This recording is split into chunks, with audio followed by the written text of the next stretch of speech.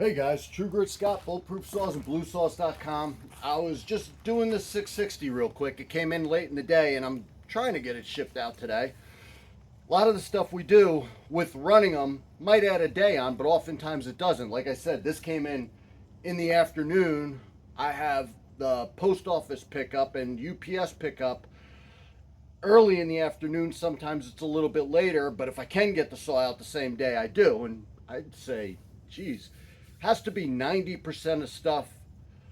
If it's ordered in the morning, 95% of stuff is shipped the same day, if not the next day. So anyhow, we run all these saws before we ship them, which is a good thing because, you know, something might not be quite right and we can fix it before you guys get the saw, which is nice. That way you're not going back and forth, waiting on parts, waiting on a fix, whatever.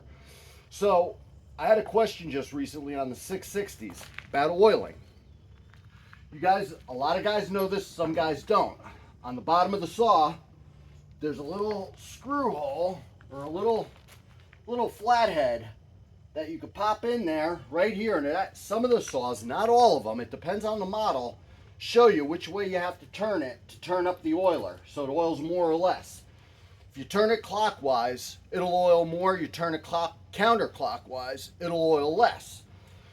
But what you need to know is that that screw there will only turn about a quarter of a turn. It doesn't go 1, 2, 3 turns. It's just a quarter of a turn. That's all the adjustment you get in that. The other thing I do when we're running them to check to make sure that the oiler works is you're running without a bar and chain on it, and I can see the oil seeping out here. But one thing to be aware of is if this metal bar plate is just a little bit bent, it's not a problem. But if it's coming off of the case halves a little bit, that oil could run behind there. So when you're looking, if you don't see it coming out there, just, you know, push on the metal pieces it's running just to make sure that the oil drips on front of it.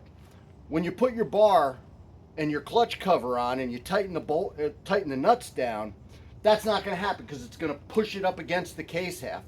But when you don't have a bar on it, it's real easy for that oil to run behind there, and then it's dripping out the bottom there, and you're like, hey, what's going on? And all it is it's the metal's not pushed back. And after you put the bar and chain on a couple times and clamp down those bar nuts, you're not going to have that problem anymore. So what I'll do, and I don't know how this is going to come out on video, hopefully you'll be able to see, when I start them, I did do that.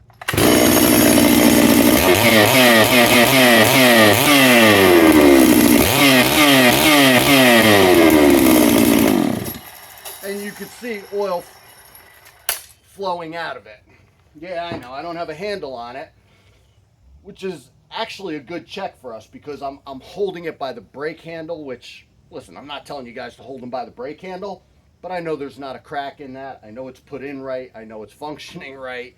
So I'm not going to say rough on it, but it's really not a handhold. But for shipping these saws out and doing the test, I don't need the handlebar on it. So before you guys say anything, and you know, one of the things that I always check on these is sometimes they have the clutch band in them funny, and you might have to pull off the clutch and seat the clutch band, and you'll know at idle this won't spin at all, and you'll see that it's hanging up a little bit, and that's just because that clutch band is pushed out a little bit and it just needs to be reseated. And sometimes you can even do it without, what do I do with that little screwdriver?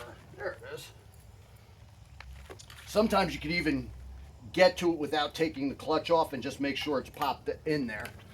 You're not going to have that problem when you get a saw from us, from Bluesaws, because we check all this stuff before we send it. But it's just something for you to know if you're getting a saw at one of the lesser saw vendors. Just busted, guys. Anyhow, that was a quick tip. I don't have anything else. I got a bunch of other stuff I got to get prepped for tomorrow. So, True Grit Scott, Bulletproof Saws, and Bluesaws.com. Thanks for watching and stay safe.